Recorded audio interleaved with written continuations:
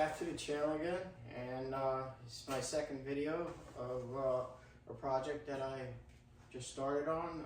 Those that watched the first video of my introduction of myself and a little bit of my background and you know what I'm up to. So I have this cart that I'm building for a Miller 330 EFI machine that is still pretty much virtually virginal. I haven't had much time to play well with it, but before I do, I'm just pacing myself and I want to build this really nice cart for it. So if you're just joining me for the first time, if you check out my last video, you'll see more in depth of my intentions and my plans.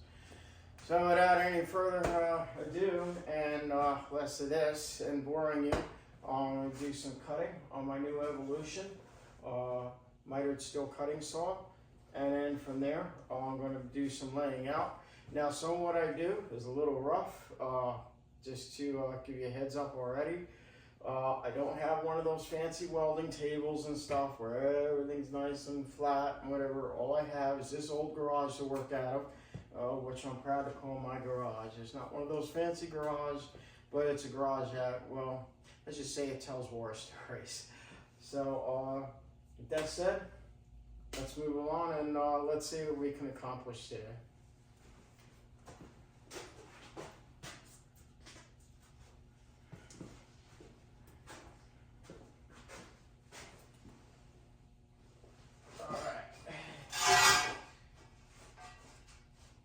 So I've already measured out my width. The lengths for the channel iron that I'm using, I had that cut to length right from the metal supply in my area. So I'm good as far as my length for the machine. I just need to establish a good width. I'm going to exceed, the machine is 20 inches when appropriate. PPE, never neglect that, because that's the stuff that saves you trips to going to the doctors or even worse at a hospital. So please consider all safety aspects when you're doing this kind of work.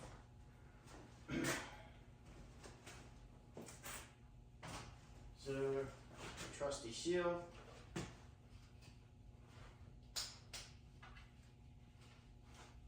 And what I like about this saw is, let me get that line better on that, so see where I'm at. I didn't start my line. So, don't mind me, I'm still trying to get a whole feel for making videos as I'm working. I'm not usually accustomed to that. So this is, like I say, only would be minus the introduction from my first video. This will be, I'm still a little nervous about it. So I usually don't put myself out there, but I thought I would with this particular project. I thought maybe people could learn from it, especially new beginners.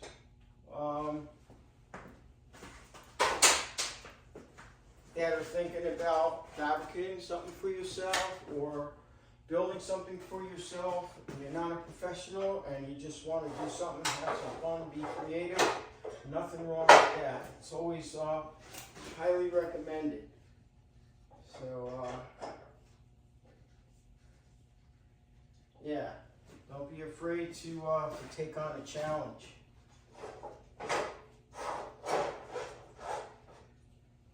So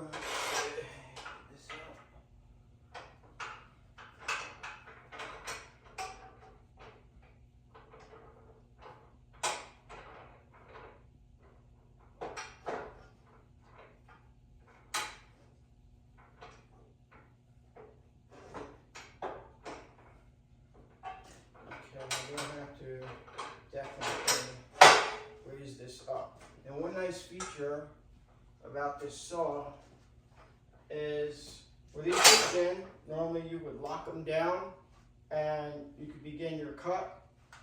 But as most experienced people watching the channel know, and like I say, this channel's for everyone. It's not just for professionals, it's for entry-level kind of people that want to build their own, and particularly working with steel and stuff like that.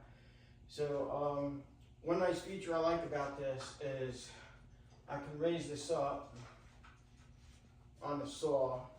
I didn't really give a demonstration of that in the first video of this, and I can adjust it to the proper height I need.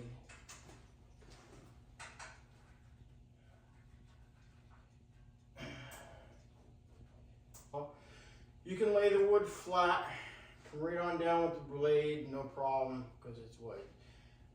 With this particular saw and steel, that's a whole different animal. It's not wood, and it's not forgiving. So what I'm doing is, you can see, I'm cutting this here on an angle. And the reason for that is because I want as limited amount of teeth making contact with the steel. I don't want all the blade at once coming down across the whole surface area of the steel, because all it's going to do is it can do it, it can cut it, and it has, for lack of a better term, it has I'll be nice, it's YouTube. It has, you know, it has the cayunes to do it. It can cut straight across that surface. The only thing is, two things are happening. You're putting more resistance on the blade, and when you put more resistance on the blade, you're putting more resistance on your motor. So eventually, over a long period of time, you're wearing both your blade, beating on your blade isn't going to last as long. And also, think about, in retrospect with the motor, you're going to wear the brushes out or whatever, and you're putting more stress on that motor. You don't have to. So to get maximum longevity out of your tools, treat them accordingly, all right? So that's why I'm doing this. So what I'm going to do is I'm going to come down. I wish I could pull the camera off and get this closer for you, and I apologize I can't, because I just don't have that kind of setup. But you're going to have to kind of go with it. You know what I could do is, I think I have, yeah, I do. This might help a little better. So instead of the blade coming down flat, cutting this whole surface area, I'm cutting a small section of this channel at a time. So if I go this way, I don't know if you can see it, I'm cutting the corner first. I'm getting through this thickest material. If you look at the channel, I don't know if I can get that right for you. If you look at that channel, that corner is the thickest part of the steel, really. All right, that's pretty heavy duty in there. All right, so what I'm going to do is I'm going to cut that corner first with the blade. That's why instead of flat, it's at an angle. So I'm cutting this corner first. Then the blade, as it comes down, it's only cutting this top section. As it finishes the cut, it's only coming down this section, and then the same thing on the opposite side. So you're not using that, making that full contact surface with full contact blade surfaces, you know, coming square to square. Not a good idea. So that's why I'm actually have that. You can see it's cocked, and it looks like it's cocked. So instead of flat, it's like that inside, all right? Because that's the way you really should cut any kind of steel like that. Also, if it was square tubing, the way the clamps are designed, they're clamped to, there's little adapters you put on the end of the clamp, and what that does is it allows you to cut safely in that angle, so it's not going to kick up or pop out at you.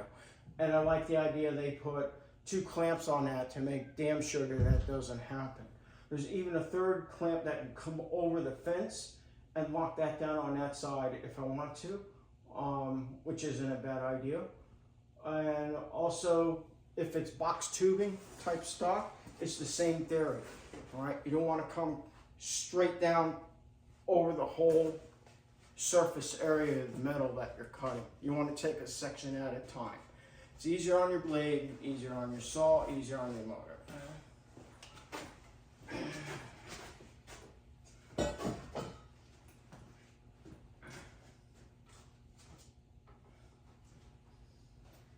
Okay, there goes nothing.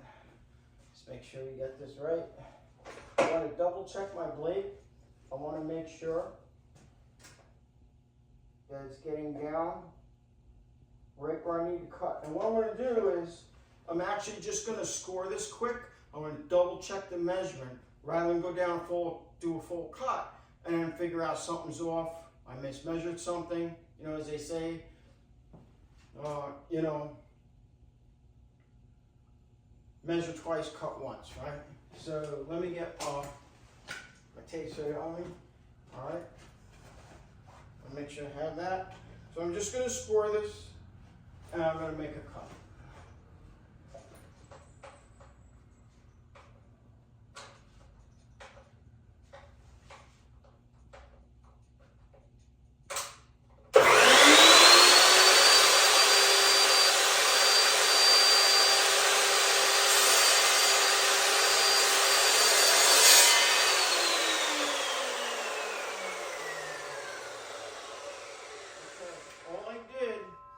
Put a small little nick in that, and from that I'm going to check with my my tape.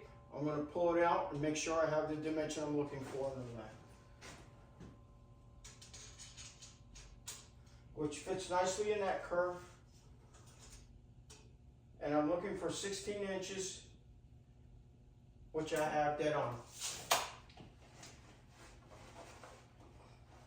And they say that dead on ball's accurate. That's an industry term. Right? Cousin Vinny, you ever watch that movie?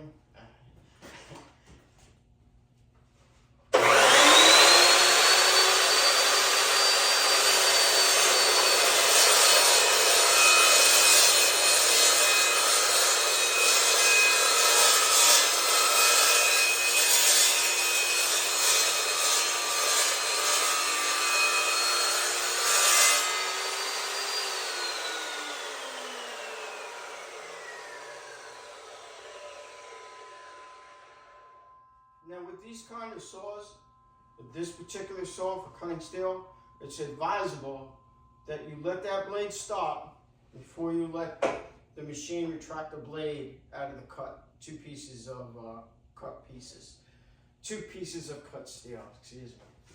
So when you take that out, this way, if that blade is moving as you take it out, if something goes wrong or sideways or catches something, it can kick the material back. You can ruin the blade, maybe even take a chance of a tooth chipping off that blade coming back at you. So yeah, you want to make sure that that blade fully stops before you take it out. Actually, a lot of chop saws and instructions manuals recommend that, whether it's for steel or even cutting wood. I can remember reading that in my D-wall. Although it would, like I say, it's more forgiving, and we all kind of cheat with that. This you cannot cheat. You cannot do that. You have to wait until that wheel stops to safely pull that out. All right. So let's get that out of there.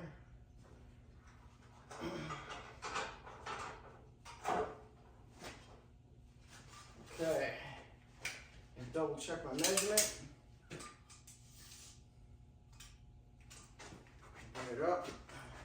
Let you folks inspect that for me. All you inspectors out there, verification. You got 16 dead on. I hope you can see that. I'm not sure. By no means a video expert. So, that's one down. All right.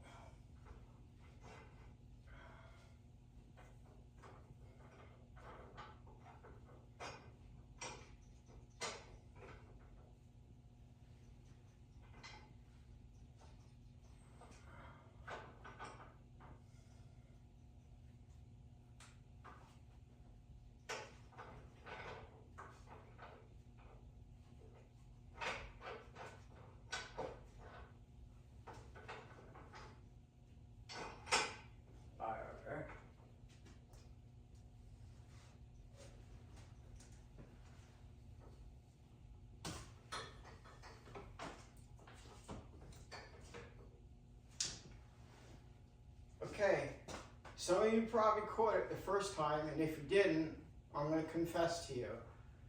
I failed to unplug this saw as I lifted this guide up, which my hand being that close to the blade. Alright? I realized that and continued on with my experience. I know enough not to do that, but I did.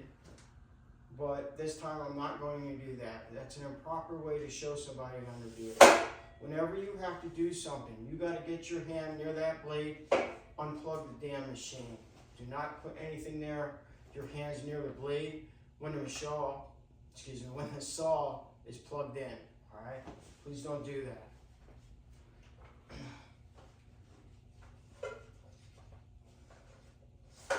Now the saw does have two safeties. There's an actual lever that I have to press in order to engage that motor to press it in on the switch. So there is a safety on the switch so you can't accidentally squeeze this. Right now I'm trying to purposely squeeze this to actuate the switch for the motor, and it will not do that. That's a nice feature, I like that. However, even with all the best safety features, something can go wrong, so don't take that risk.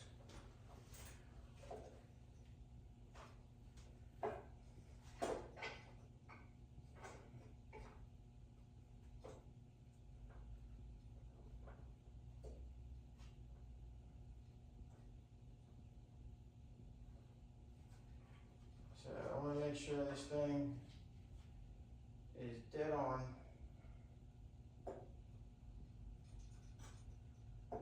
And I also have to allow for the tooth.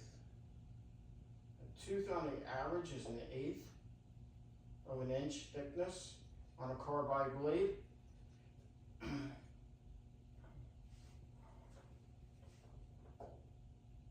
That should get me. So what I normally see what I'm saying? I let this seal. I didn't really want it to spring down, although I can. I let it down just kind of gently, but still I'm putting my hand near that blade. And even though there's a guard, and even though there's a safety switch, unplug the damn saw.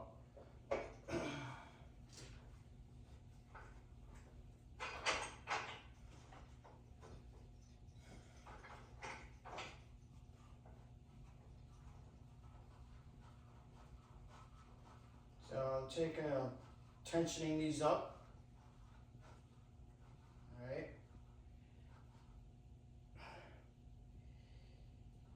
So what I'm going to do right now is I'm going to pull the camera off the stand. There's going to be a lot of movement, shaking around and stuff. I want to see if I can't get in close enough to show you how this saw is set up to cut these at this angle.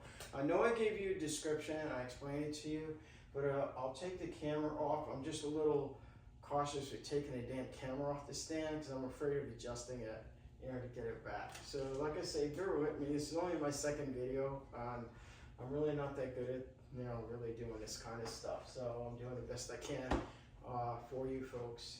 So let me do that.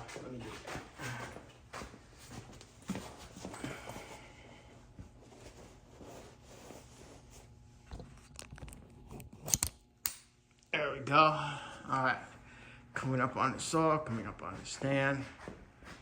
So yeah, let me flip this. Hopefully this works.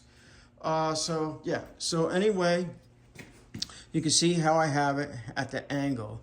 So basically, here's a better, you can see as that saw comes down, the first thing it's doing, the teeth are just, you only have maybe, I would say probably, I don't know, maybe 3 teeth, 4 teeth at the most, just making surface contact. If you come across this hole, if this was laying flat, it's that much blade surface coming across the top and putting a lot of effort into your cut. That's where you're going to get a lot of resistance coming down, because now you're cutting the flat, you're cutting 2 corners simultaneously, plus all this material simultaneously. You're putting a lot of strain, a lot of effort. Not that this saw can't handle it, believe me, it can. But if you want the most longevity out of your blades, and these blades are not cheap, they're actually around $80 a blade. So that's something you have to take in consideration. So if you have $80 to throw away, you know, over a short period of time, well, I envy you. I wish my bank account was that large. So, yeah. So make sure that, you know, you're only cutting. Now, this is providing your saw has this type of fence system and clamp system to do that. If I can tighten in, have these adapters that slide in the side.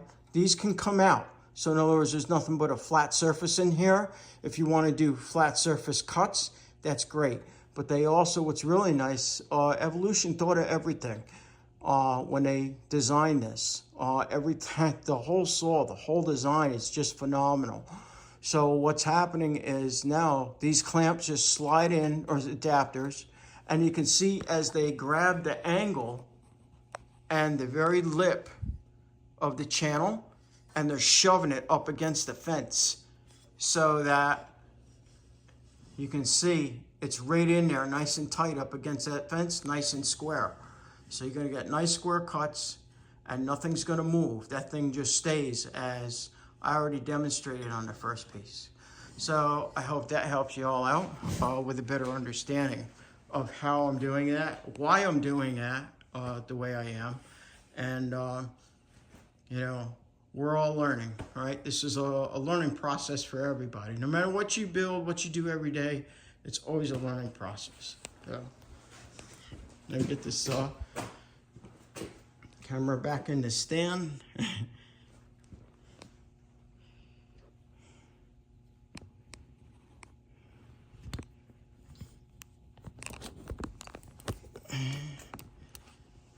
Okay.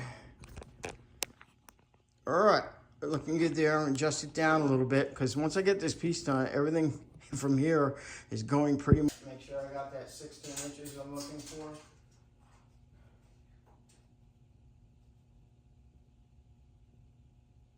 Oh yeah, we're dead on. Dead on. Okay. Yes, I put it on my hip. All right, let's finish.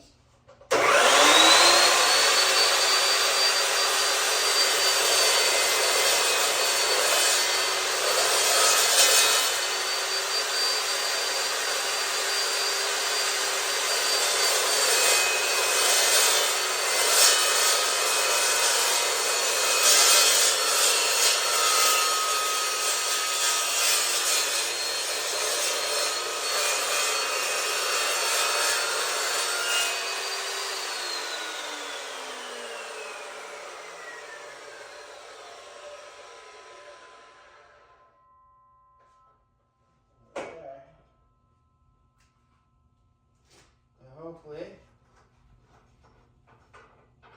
this comes out the way I need it.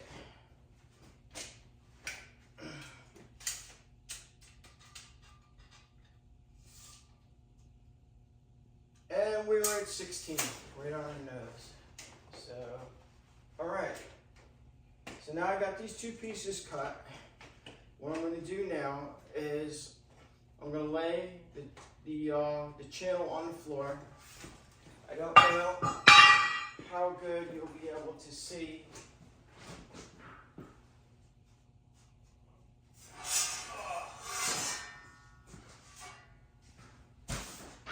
I don't know how I can get this for you to see on the floor. I wish I had a table to work off of that would accommodate the width. No, unfortunately, I don't. That would make life a lot easier to do video and for you folks to see how and what's going on. So, if you see my first video, then, you'll definitely see that I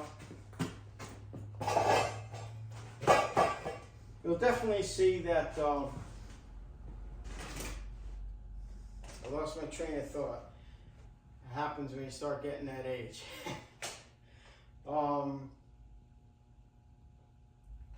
Let me go on with the width. I want to double check and make sure everything's where it needs to be.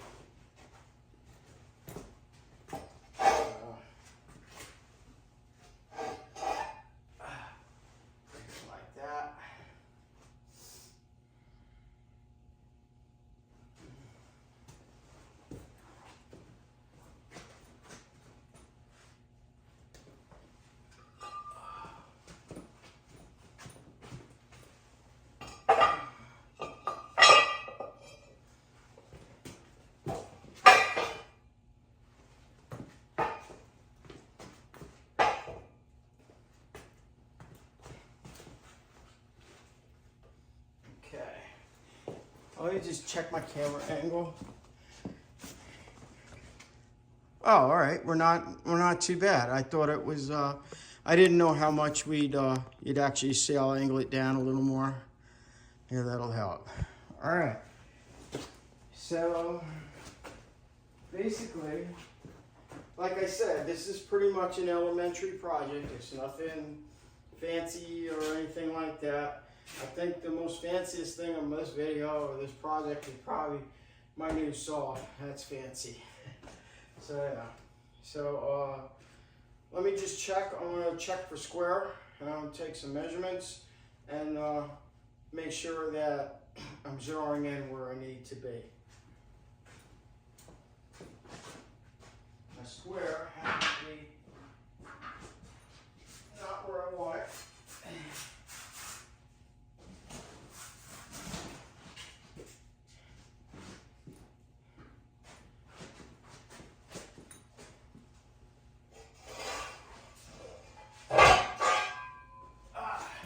I'm just using this piece of channel as a guide.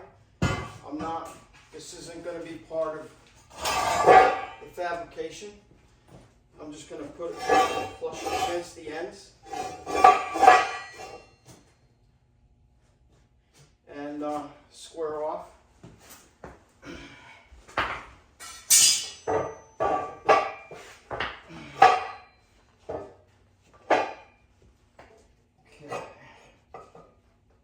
So, let's see.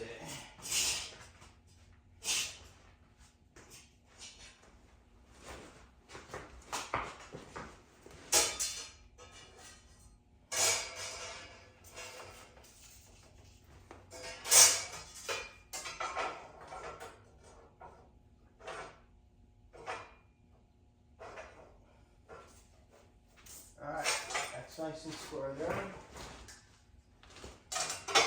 My framing square. Nice and square there. Okay. I'm going to double check my measurement now to make sure, check for my width, to make sure where I want to be.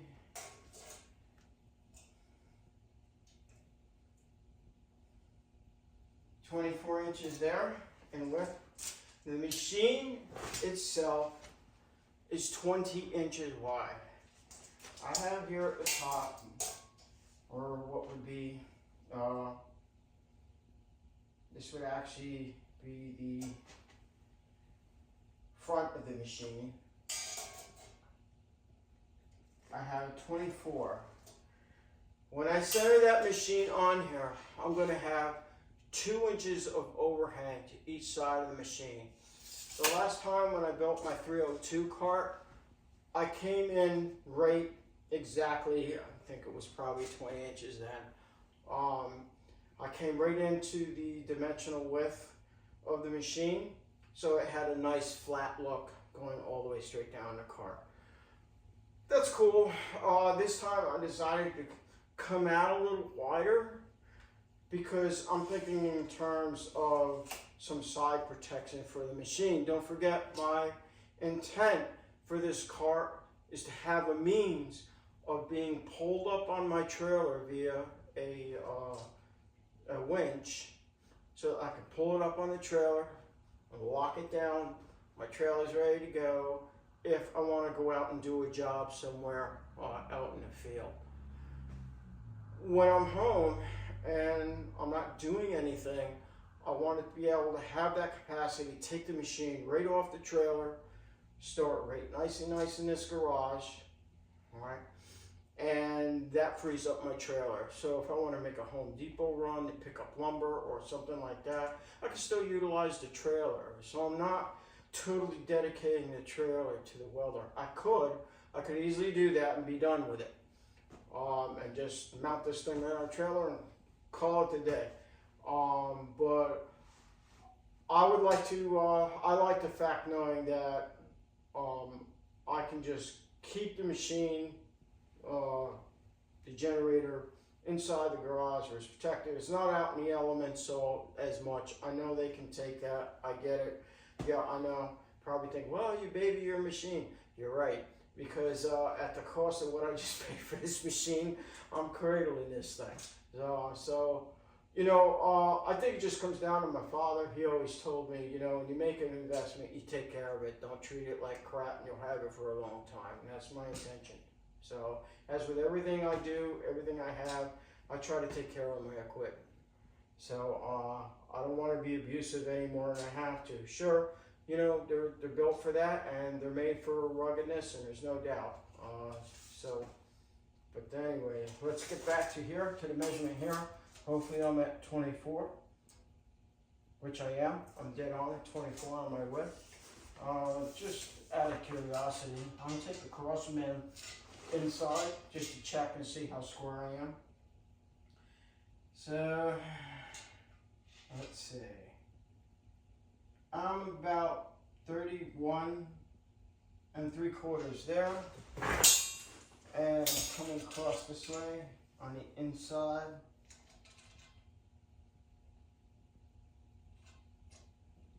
I'm at 31 3/4. So I'm pretty much dead on square, just right where I'm at.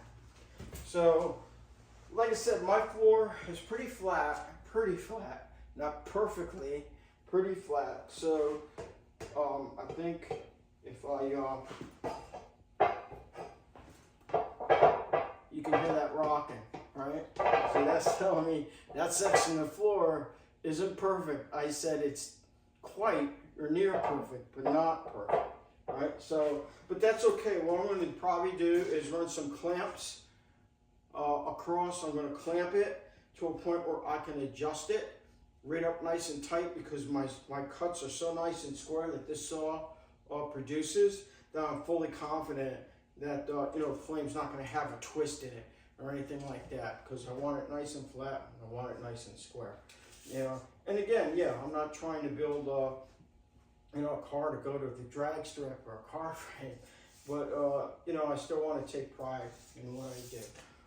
The next step, this is where I got off the beaten track on in. I do apologize, I lost my train of thought. In my first video, I mentioned a trailer hitch, an old hitch that I had. This is the hitch right here. And what I'm going to do is I'm going to clean this up, and I'm going to cut it to fit this so that I can put like a pintle hook right inside. My pintle hook will be my center point for the winch to lock on and pull that thing up on my trailer. So it's just been sitting in my garage, not doing anything for years. It's full of rust. So I'm going to clean it up real nice. And by the way, this whole thing will be painted eventually. So that goes for this as well. I haven't quite come up with, I have an idea that's in my head how I'm going to do this. I think what I'm going to do is lop it to the 2 foot and figure out a way to attach it there. I'll probably weld it right to the frame. And this will give me my center point, which would be really nice. So actually, this is the top section. So this is what these tabs will go, depending. I'll take the measurement between the tab. I might have enough room just to cut and not have to worry about torching off the tabs. I might have to, I'll see. By just kind of visual, it looks like I could get away with just cutting to each side of these tabs. I'm probably going to be close. But in fact, let's take a look at that right now as I'm thinking about it. And let me see what my measurement is between the tabs. Wow, between the tabs, I'm 24 3/4. So yeah, I can cut easily right between the tabs and have this section that I want to be able to attach to the frame. So yeah, that's going to be kind of a fun addition, you know. So basically, a lot of this is just you know, just having a little fun in my garage and doing something constructive and sharing with you all the project as I go along. and I'll try to video as much as I can the progress as I do it. I do not have, like, you know, some of these fancy cameras and stuff where you get all these different angles. I'm just not, I'm kind of new to the YouTube thing still, and I haven't figured out a lot of things with that, but eventually I will. And yeah, so I'm quite kind of pleased at the way it's coming out already. Looks like it has a good future ahead of it. So yeah. Well, anyway, that's it for today's video. And the next step of the video, I'll be doing some clamping. I'll be doing some grinding and stuff, because I'm gonna need to mark and clean up all the mill scale off the steel itself, so I get nice clean welds when I go to weld these cross members and front of it. The other thing I've been thinking about too, I hope I didn't waste material, but I got thinking I might be able to just delete that and use the trailer hitch section as the cross brace, as I'm thinking. So like I say, I'm kind of shooting from the hip with this. So, you know, I kind of build as I go along, and see how that comes out. But that's for another video. I'll be kicking that around in my mind until that next video comes out. So, thank you again for watching the channel, and I hope it was as educational for some of you as it even was for myself. Getting to know my saw better, getting to know how to cut safer with it, all the safety aspects that are involved, and I hope you enjoyed that.